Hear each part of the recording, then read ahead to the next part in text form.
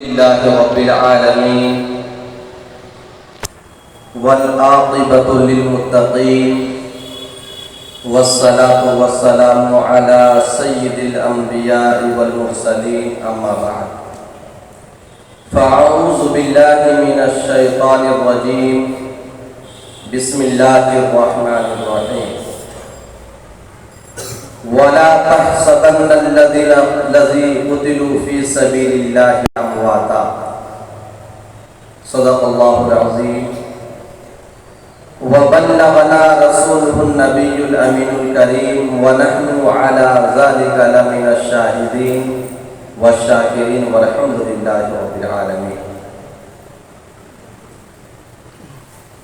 عزیزان ملت اسلامیہ، جس آیت کریمہ کی تلاوت کرنے کا میں نے شرف حاصل کیا، اس کے متعلق کچھ گفت و شنید سے قبل آئیے ہم اور آپ حصول برکت کے لیے مدینے میں آرام فرمانے والے آقا و مولا حضور نبی آخر الزمان احمد مجتبی محمد مصطفیٰ صلی اللہ علیہ وسلم کی بارگاہ مقدسہ میں درود شریف کا ہدیہ نچھاور کریں اور پڑھیں بآواز بلند اللہم صلی علی سیدنا و مولانا محمد وبارک وسلم صلو علیہ صلاۃ و سلام علیک یا رسول اللہ صلی اللہ تعالی علیہ وسلم.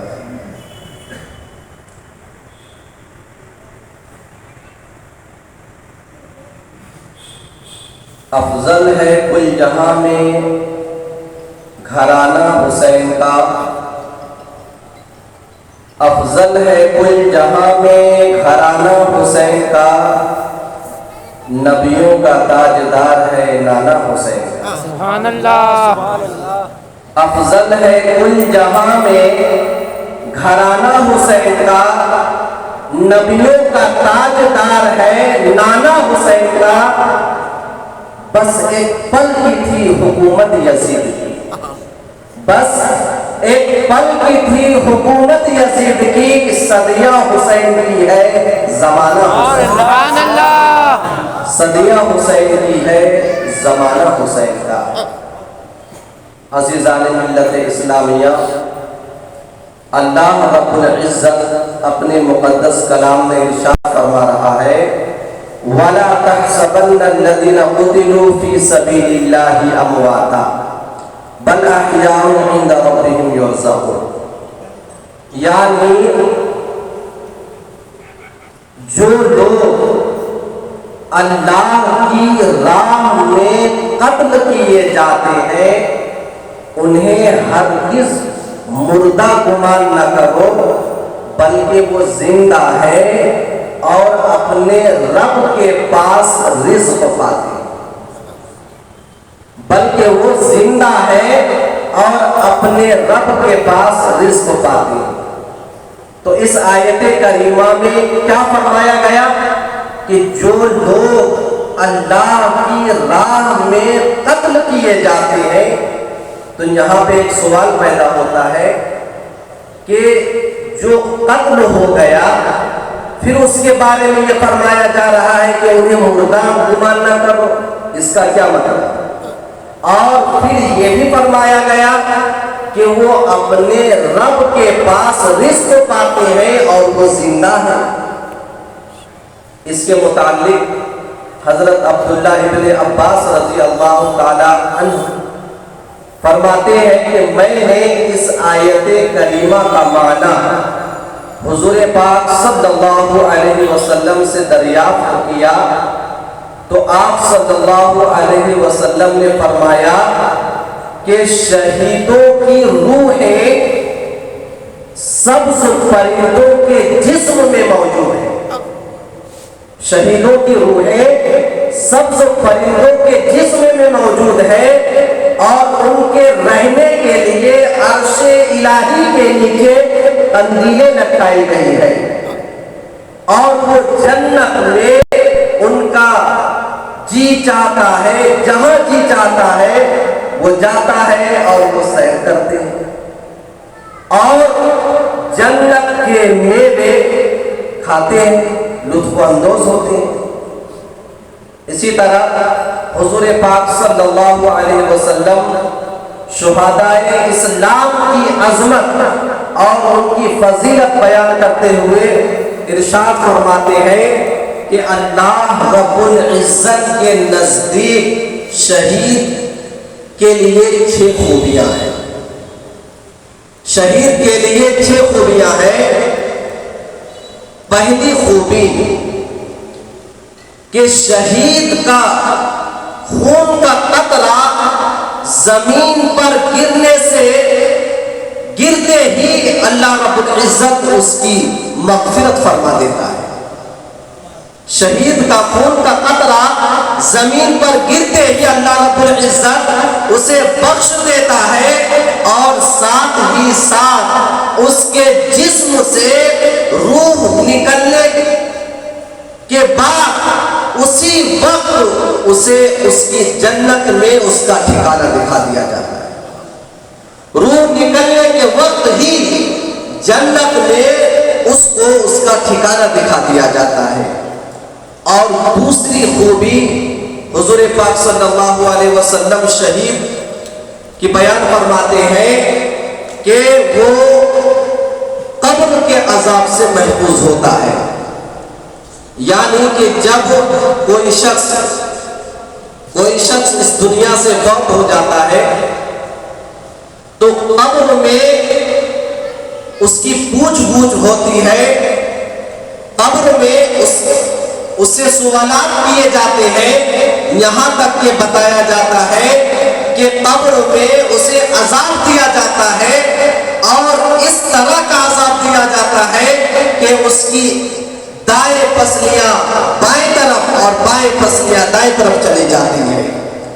تو قبر کا عذاب بڑا سخت ہوتا ہے، لیکن جو شخص اللہ رب العزت کی راہ میں شہید کیا جاتا ہے وہ عذاب قبر سے محفوظ ہوتا ہے، وہ عذاب قبر سے محفوظ ہوتا ہے۔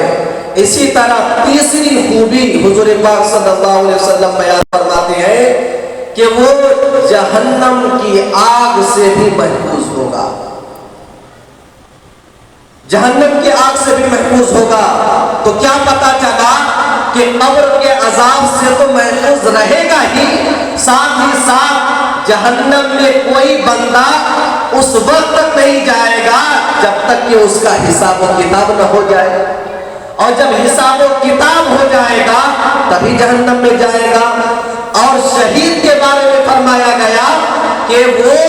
جہنم کی آگ سے، جہنم میں جانے سے محفوظ رہے گا۔ تو کیا پتا چلا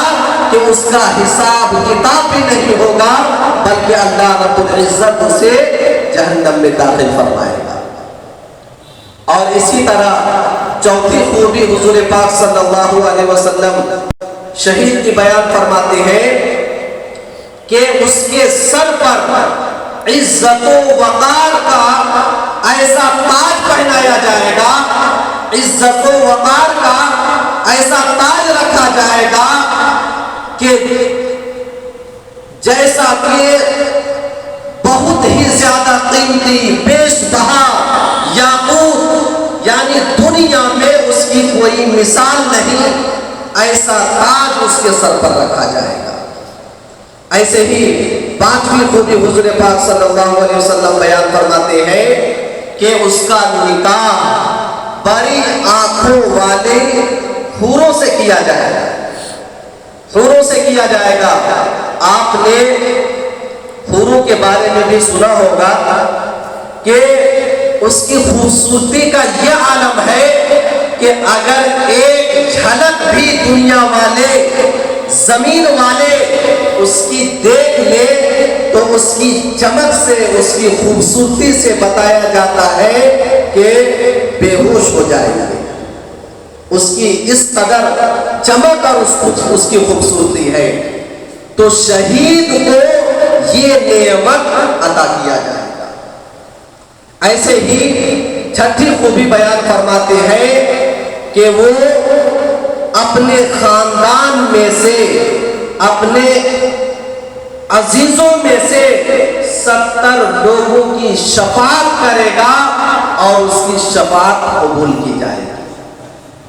شفاعت قبول کی جائے گی۔ عزیزان ملت اسلامیہ، تو کیا پتہ چلا کہ شہید کا درجہ نہایت ہی بلند ہے، شہید کا درجہ نہایت ہی بلند ہے، ان کی شان نہایت ہی بلند ہے۔ اسی طرح حضور پاک صلی اللہ علیہ وسلم فرماتے ہیں کہ جو لوگ اللہ کی راہ میں یا میدان جنگ میں قتل کیے جاتے ہیں اس کی بھی 3 قسمیں ہیں، اس کی بھی 3 قسمیں ہیں، جس میں پہلی قسم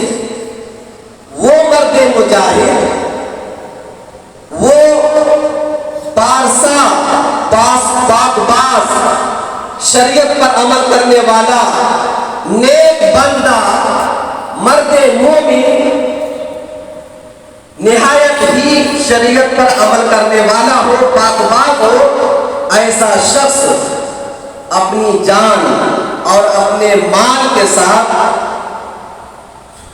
اللہ رب العزت کی بارگاہ میں جہاد کرتا ہے اور پھر دشمنوں سے مقابلہ کرتا ہے، یہاں تک کہ اگر اسے قتل کر دیا جائے تو وہ ایسے شہید ہے جن کے بارے میں فرمایا گیا کہ یہ صبر و استقامت کے امتحان میں کامیاب ہوگا، یعنی بندہ نیک بھی ہو اور ساتھ ہی ساتھ اپنی جان و مال سے جہاد بھی کیا تو ایسا بندہ صبر و استقامت کے امتحان میں کامیاب ہوا اور پھر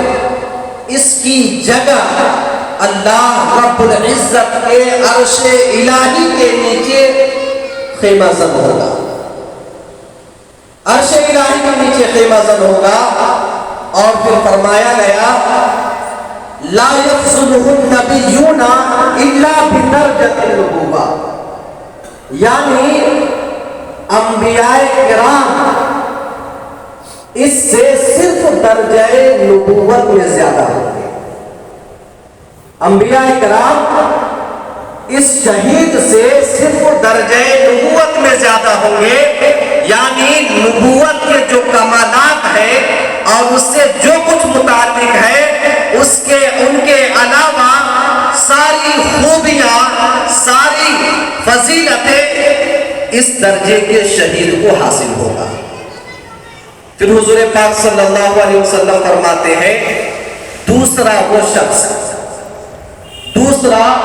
وہ مرد مومن جس کے دونوں طرح کے اعمال ہوں، یعنی اس کے اعمال نیک بھی ہوں اور برے بھی ہوں، لیکن اس کے دل میں اللہ اور اس کے رسول کی محبت موجود ہو تو ایسا شخص راہ خدا میں اپنی جان و مال کی قربانی پیش کرتا ہے،